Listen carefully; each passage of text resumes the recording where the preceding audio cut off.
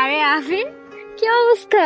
কতদিন পর আমাকে পেছন থেকে দেখে চিনে ফেললা? আমি তোমার ছায়া দেখলেও চিনে ফেলবো। বাহ, অনেক ম্যাচিউরড হয়ে গেছো। কিভাবে বুঝলা? কথাবার্তাতেই বোঝা যায়। কে এটা? আবিরের সাথে? ও তো আবিরের প্রথম গার্লফ্রেন্ড। ওদের 5 বছর রিলেশন ছিল। ব্রেকআপের রিজন কি জানো? আদিপ নাকি ম্যাচিউর। আমার ফ্রেন্ড ব্যাচের মধ্যে সব থেকে ম্যাচিউর ছেলেটা নাকি ম্যাচিউর না ওর কাছে। ও হচ্ছে সাহিল, আমার ফিয়ান্সি। আর সাহিল ও হচ্ছে Abir. Nice to meet you mister আবির।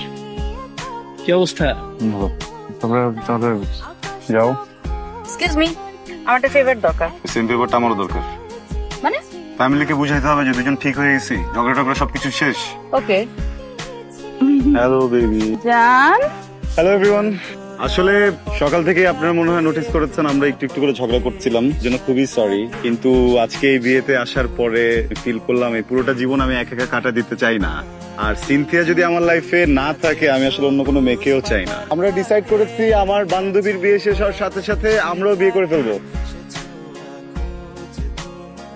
কিছু বলবো?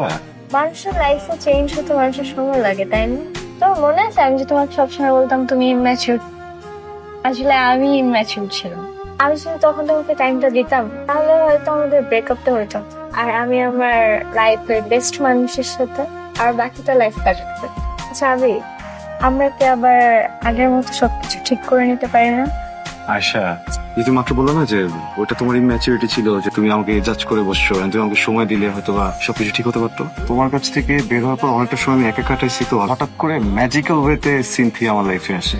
জাস্ট একদিনের পরিচয়, বাট আজকে তোমার কথাগুলো শুনে না আমি ভয়ঙ্করভাবে রিয়েলাইজ করছি একটা সম্পর্কে কেউ যদি ভুল করে সবসময় তারই দায়িত্ব না ভুলটা শুধরানো, আরেকজন মানুষেরও দায়িত্ব আছে তাকে সময় দেয়ার, তাকে গ্রো করতে দেয়ার। ওই হ্যালো, আপনি এখানে কেন?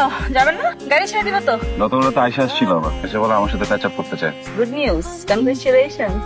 এটা গুড নিউজ না, গুড নিউজ হচ্ছে আমি ওকে না করে দিচ্ছি, কারণ কালকে ফার্স্ট টাইম ওর কারণে একটা কিছু রিয়েলাইজ করছি। আপনি কি আবার আমাকে ওই নাটকটা কন্টিনিউ করার কথা বলবেন? সেটা কখন বললাম? তাহলে কি কন্টিনিউ করতে চাচ্ছেন না? সেটা কখন বললাম? কি চান ভাই? দেখেন, আমি আসলে ঘুরে পেঁচে বা তোতলায় টোতলায় কথা বলতে পারি না, আমি খুব স্ট্রেট কথা বলি, যেটা হচ্ছে যে আমি আই লাভ ইউ টু।